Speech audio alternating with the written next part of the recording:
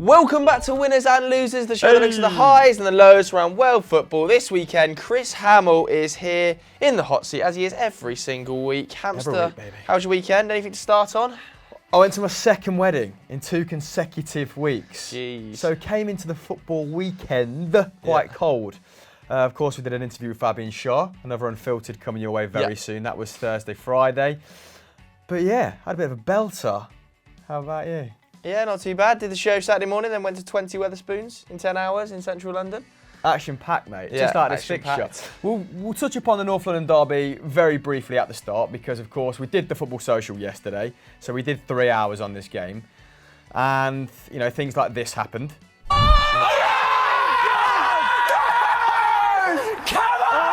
on, Dave, hold on. Oh, God, get the camera on him. Still not quite sure David Jackson is over that disallowed goal, despite Kolasinac being a good 3 yards off and most people calling it before, you know, had to go to VAR.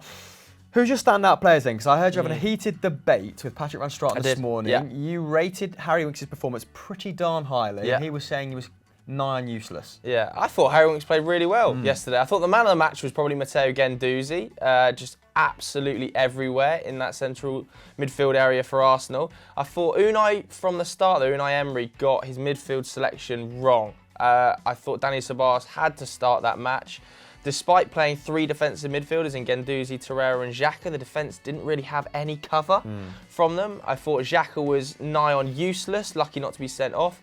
I thought Torreira offered nothing really in that role. He's a good defensive midfielder, but this kind of weird box-to-box Unai's got him in, I don't understand. And Guendouzi had to do a lot of the tough running for both of those players. And on the opposition, I thought Harry Winks had a real lack of support in midfield. I don't think Moussa Sissoko played particularly well at all, and Winks effectively had to clean up all of the errors that were leading to Arsenal attacks. So I thought Winks played well, but Guendouzi, my man of the match, for me anyway. Well, Harry Winks, always very economic, isn't he? But a 94% pass accuracy yesterday and 5 tackles and interceptions. So like you said, had a lot of defensive responsibility. Do we go into Luiz and Socrates? Oh, let's touch on him. I mean, Luiz gets a lot of flack, some of it somewhat unfairly. He was getting harangued for that first goal, but it's actually Socrates going for the ball. Both want to be that defender that steps out to win the ball in dangerous areas. And yeah, he got it wrong, didn't he, Socrates, in that first instance? Yeah, I don't know why he's flying out to try and win that header. Just settle back and let Guendouzi compete for it. And if you do go to win it, you have got to take everything. There's got to be men strewn across the pitch and the ball in row Z, because it cannot flick off your head. And as soon as that happens, David Luiz should have the experience and football intelligence to know my other defender's gone, I have to sit in the line. As soon as he steps out the line as well, you know that Son's going to walk past him. Son was excellent all game, way too quick for David Luiz, and then Socrates falls asleep again, letting Eriksen run off his back. It's just a calamitous goal to concede from Arsenal's perspective, because Leno's goalkeeping leaves a lot to be desired as well. Although he did produce some outstanding saves. You mentioned Son there, 4 shots, 3 on target. So the big German who had an outstanding second half of the campaign for Arsenal, kind of keeping them at bay apart from that little parry at the start. Lacazette, I also thought, I mean, what a beautiful finish. His work inside the box is exceptional. Similar to that goal against Newcastle, in the sense that he had a lot left to do when the ball was at his feet. His second touch was absolutely glorious. 6 shots, 5 from inside the box. Incredible. And that is the benefit of him playing down the middle. Yes, Aubameyang wants to be in those areas. He probably would score, you know, more goals playing down the centre. But if that relationship, you know, starts to blossom between Nicolas Pepe and Aubameyang, then like Jose Mourinho said, you know, service coming from the right might benefit Aubameyang down the left. In fact, let's have a listen to some of that analysis before we go into our kind of usual stats, all the bells and whistles, because he was outstanding in the studio yesterday. Bring the winger to the inside. So if Pepe plays more on the inside, he can feed more that diagonal to Lacazette to do what Guendouzi did for the last goal. Pepe doing from the right with his left foot, finding Aubameyang on that diagonal. So they have lots of of options. These 3 players are very good. Moving straight on then to our first winner is Everton. This one was submitted by Jesper Strempelhammer. Yes, we were spoilt on Sunday, weren't we? Even the early fixture was absolutely enthralling. Everton taking on Wolves at Goodison, where the Black Countryside actually ran out 3-1 victors last campaign, but no repeat of it in this instance. Everton securing their 6th home victory on the bounce. 2 goals from Richarlison, either side of that goal from Iwobi. His first in the Premier League for Everton was enough to take all the points home. Richarlison opening the scoring after some very fine pressing from Moise Kean. He forced an error from Connor Cody, didn't he? Pass it back to the goalkeeper. Goalkeeper getting the wrong end of the stick, and it fell pretty fortuitously to Richarlison, and his finish wasn't that convincing. A bit of a bounce, and it kind of goes over the stranded Cody. Absolutely shambolic by Wolves there. Didn't appear to be any sort of issue with Moise Kean's attitude when he was harassing the defence in that instance. It was the Italian's first start for the club and his first goal involvement following that £24 million move. But that was as good as his day got. He didn't test the keeper with either of his 2 shots, and he was substituted off. Roman Saïs's equaliser was also his first of the campaign. Is it Saïs or Saïs? Saïs, he's Moroccan, isn't he? North African. Our pronunciation from that area of the world, not great. I hope he is from Morocco now. So yeah, that's his first goal of the campaign, and the first goal that Everton have conceded in 549 minutes. A run of 6 consecutive home clean sheets coming to an end. And it continued to be a game of first, didn't it? Like we said, Iwobi grabbing his first. That was his first header in like 100 appearances. He got 1 in 99 for Arsenal. And he was pretty chuffed afterwards and caught up with Laura Woods on the side of the pitch. Yeah, it was a very difficult game, but we knew it was going to be like that. Wolves have a good, strong team, and they're trying to compete for top 6 and top 4 as well. So it's the same challenge as us, and we knew it was not going to be easy, but we were able to get the result. That's the main thing. And the man to provide the assist for Alex Iwobi was Gylfi Sigurdsson. A beautifully whipped cross in. He really couldn't miss from about 4 yards out. Gylfi Sigurdsson, excellent on the day, a game high, 5 key passes, and that kind of attacking 4 that Everton are playing look really, really good. Moise Kean through the middle, Iwobi on the left, Richarlison on the right, and Sigurdsson now a little bit more freedom in the midfield because Iwobi's going to do a little bit more defensive work, as does Richarlison. 15 of Iwobi's 39 touches yesterday came inside his own half, proving that he's going to offer a little bit more cover for the defence, whereas Sigurdsson only 7 touches in his own half. So way, way more advanced up the pitch, and that's where you want Gylfi Sigurdsson, right? In and around the edge of the area, and caused Wolves some real troubles because Wolves' defence was suspect at best against Everton. Lucky not to concede more goals. Ryan Bennett put in some outrageous tackles because that was probably Connor Cody's worst game in the Premier League for me. Uncharacteristic. I think Iwobi completed 4 tackles and only had 1 shot and only created 1 chance. And this is a guy who was kind of Arsenal's chief creator from open play last season. He completed the most take on at the Gunners. So he's kind of maybe sacrificing a little bit of that to do some of Sigurdsson's running. And that was kind of the same with Richarlison, right? Yeah, and the beauty of Richarlison is because he likes to drift into those centre areas, it allows Sigurdsson to be able to pull wide, and the header, where he outjumps Willy Bolly, is just absolutely excellent. His whole all-round game yesterday was good. 4 tackles, 9 recoveries, 5 fouls won, 4 clearances, and of course 2 goals. He is quickly becoming a real crowd favourite at Goodison Park. Also, quick mention for Digne, who put in that ball for the Richarlison goal. It's just so, his delivery is so good. Walnut whip, mate. Really, really good. Prior to this game, been a bit of a slow start at home for Everton, only scoring 1 and conceding 2. So Marco Silva will be pretty delighted to see Richarlison score. I think he just needs a goal from Moise Kean. Moise Kean just needs a goal to hit the ground running. It's coming. Give him a bit of time, and it's nice to see Dominic Calvert-Lewin able to rotate in and out with him because they offer 2 different things. But I just want to see a goal from Moise Kean because when he starts scoring, this Everton team will look really good. Before we move on to our next section, and if you're not subscribed to Football Daily, then click the subscribe button as displayed on screen now. Turn on notifications so you never miss another episode of Winners and Losers. Here all season, baby. First losers then, let's get down to business, and it's Chelsea. This comes from VS Game 8, but what happened in this game against Sheffield? Well, Chelsea chucked it away, didn't they? Frank Lampard is still... Sheffield United, by the way, get told off saying just Sheffield in the comments, sorry. Yes, Frank Lampard is still without a win as Chelsea manager at the Bridge, isn't he? Of course, they were 2-0 up at half-time. Tammy Abraham getting a first half brace as well. The 21-year-old capitalised on some pretty poor defending by Sheffield United. He now has 4 in his last 2 games. Obviously got a 2-goal brace against Norwich and now 2 more against Sheffield United. Really good to see him firing on all cylinders after that horrific abuse he suffered earlier in the season. But then after the break, things started to go a little bit wrong for Chelsea, didn't they? Callum Robinson grabbed his first goal. He looked really good, by the way. He was rinsing Cesar Azpilicueta on that left-hand side. And then it happened, didn't it? 2-1, you're thinking. In fact, I had a bet. Tammy Abraham, first goal scorer, 3-1. I was thinking at half-time this could well come in. Then it went 2-1. I thought, this is definitely coming in. And then, shock. In the, was it 89th minute? A Kurt Zuma own goal again. A bit of an Azpilicueta error, I have to say, allowing him to get in behind. But they have quite a strange record against newly promoted teams anyway, the Blues, because the last 3 times they failed to win a game having led by 2+ goals, they were all against newly promoted teams. So constantly chucking the game away.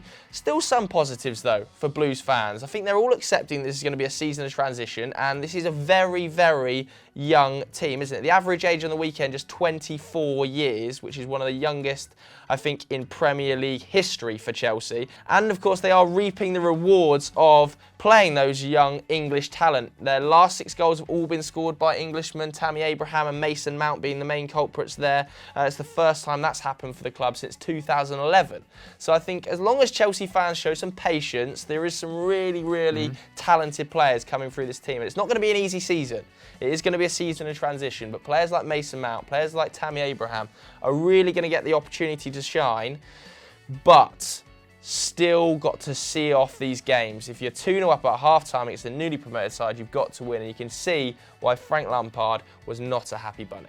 But it was under control, so it's our fault because we gifted them a goal in the first minute of the second half. And then it makes the game more difficult. So it gave them a feeling that they were back in it. Similar story to some other games we've played already. And then they fought to the end and they got their goal at the end. So yeah, we gave away a game that should have been very, very comfortable and made it difficult, and we lost 2 points through that. Yeah, you can see why Frank is pretty bully cheesed off there, can't you? Because Chelsea definitely did enough to secure all the points in this fixture. 62% possession, only conceded 8 shots in total. Just to give you some perspective, Manchester City normally lead that metric at around 6 to 7 shots. Liverpool closely follow with around 7. So 8 is pretty good in 90 minutes. Only 2 of those coming on target as well. Of course, Sheffield United, the beneficiaries of an own goal, which we'll discuss in just a second. Chelsea having 13 shots themselves, which is about par for the course. I think it's what Maurizio Sarri was putting up last season. Actually, no, I think Chelsea were averaging 16 last season. I'm going to eat my words there. 5 on target and an XG of 2.3 to United's 1. Abraham, as well as those 2 goals that you mentioned, 4 key passes as well and 4 shots, so he can count himself unlucky to be on a side that's had to share the spoils. As for Pulisic, worth mentioning his performance, because this is a game where you want him to kind of not excel, but grow in confidence, put his stamp on it a little bit more than in previous games. 4 dribbles, we know he's a very adept dribbler, but no key passes and just 1 shot which failed to hit the target. So we need to see a little bit more from him in that regard. Of course, a tough act to follow. I think probably only Neymar in world football could recreate the numbers that Eden Hazard put up on that left-hand side. And I'm discounting Messi because Messi at Chelsea just makes me shiver. In defence, they're obviously missing Rudiger as well, who'll be back after the international break. Zuma looking a little bit shaky once more, and it's such a shame. I've defended him at the start of this season because he was so good for Everton at the tail end of last campaign, but he scored that own goal. He made the fewest tackles and interceptions in that Chelsea back line. But when your captain, Mr. Reliable, Azpilicueta, is misplacing 16 passes I mean, don't know what's what going on chance with do him. you stand? That's the What's most on the happened? pitch. What has happened to Cesar Azpilicueta at the start of this season? I honestly do not know. He's only, what, 28, 29? I think when Reece James is back fully fit, he'll be the starting right back. I can't see Azpilicueta. I just can't see him in this Chelsea team under Lampard. I mean, that's an awful lot of pressure to put on Reece James, isn't it? People talking about him like he's an integral part of this first team after one productive season, loan season at Wigan. But again, excited to see another young talent blooded. Oliver Norwood, pretty solid in this game. 5 tackles and interceptions, which was a game high and 89% pass accuracy and 55 passes, the most in the Sheffield United side. He's been very good, very tidy at the start of this season. I'm really enjoying watching him. Robinson, like you said, a great game. Goal and assist, 4 shots. So a bit of shot volume to go along with that kind of 100% pass accuracy as well. It's very precise from him. Next up for the Blades is a home tie against Southampton. While Chelsea have a pretty tricky away day at the Molineux after the international break. So it doesn't get any easier for Frank Lampard's men, who I have said could possibly finish below Leicester, and I've got to say, I don't want to be too smug. I'm already naturally, quite smug as it is. It looks like it might happen, short of an injury to Vardy. So, yeesh. Talking of Leicester, they are our next winners after thumping Bournemouth at the weekend. This was sent in by Def Pozzati, Hamill. Jamie Vardy was absolutely phenomenal in this game. A highly entertaining match. 3-1, of course, to Leicester. 2 goals, one which was a beautiful lobbed finish coming from JV, and an assist to boot for the WKD enthusiast. Yeah, his 90 looked like this. 3 aerial duels won, 1 key pass, 3 shots, all on target.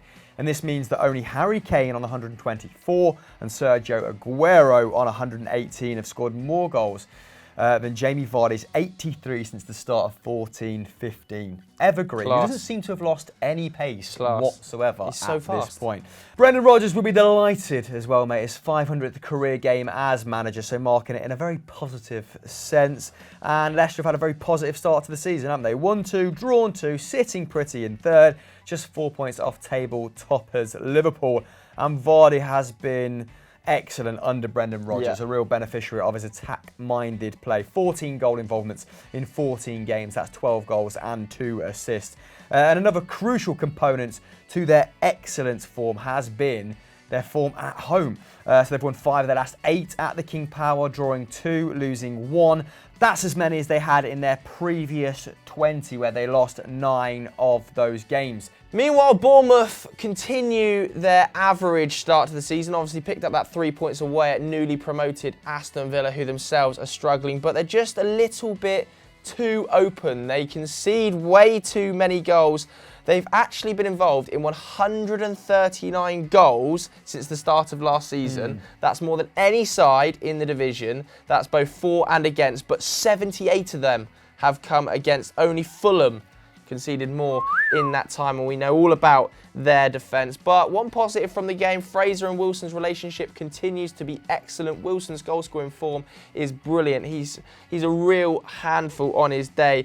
They've been involved in 13 goals as that dynamic duo. That's more than any other duo in the league.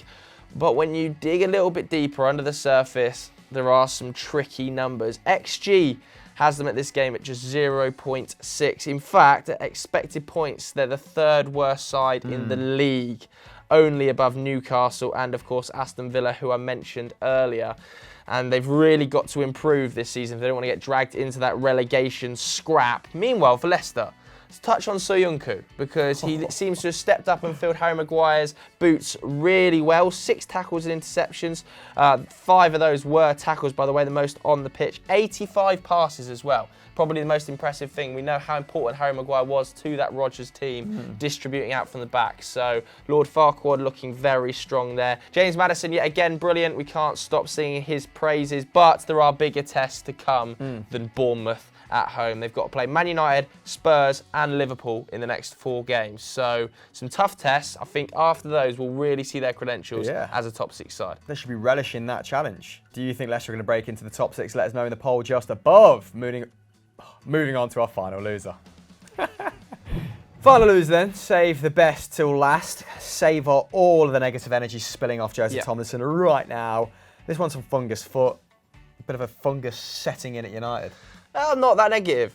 I think there's a lot of negativity on Twitter about Man United, but I actually don't think we've been that horrific. Sure, we've not picked up the results, but there have been some positives in our performances. Okay, we drew this one 1-1 away at Southampton, and I'm sure Solskjaer and the team were disappointed not to come away with all 3 points, given that we've got a great record down there. 10 wins on the bounce coming into this game. What did you make of that old boy crying? I haven't seen the clip. You're not seeing I the saw clip. it retweeted a few times. I'm not that arsed. I hate fan cams. Anyway, the game itself, United were comfortably better. 60% possession, 21 shots, 8 on target. Southampton only had 2 shots on target in the game. And of course, one led to a goal. Pretty much the same thing happened against Crystal Palace, didn't it? But United looked okay. I think in patches, we were really good. Daniel James, yet again, standing up and saying that he's ready to start in this Manchester United team. Great to see. That's his 3rd goal in 4 Premier League games. He also created 3 chances in the match. I think he took 4 shots, and the finish was just exceptional. Absolutely unsavable, an absolute pinger. But then defensively, we just fall asleep for one moment. Lindelof gets out-jumped by Vestergaard, who is admittedly like 6'6", so very hard to handle in the air. But I think we'll just be disappointed that we didn't have that control. I felt like United were the better side throughout, but just didn't ever show that real control and ease. It always felt like, oh, they could break away and score against us here at Southampton. Having said that, plenty of positives for Man United, and some fans' reactions have been mental. It's a 1-1 draw. Relax.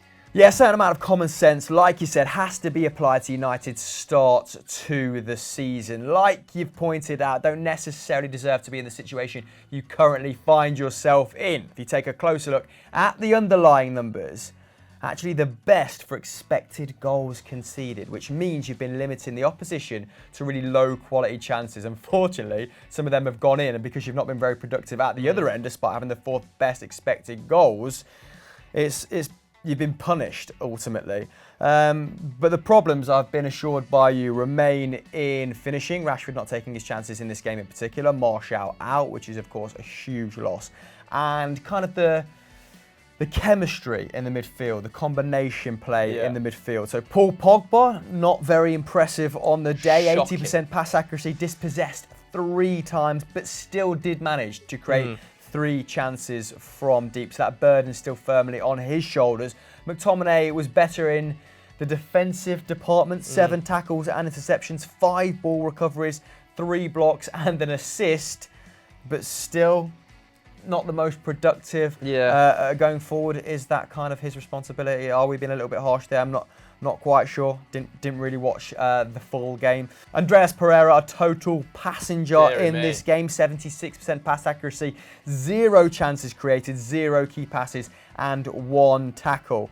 But United pretty much knew this was going to be the problem going into the season. Solskjaer said 2 weeks before the window shut, I want another 2 players, and surely one of them was a central midfielder.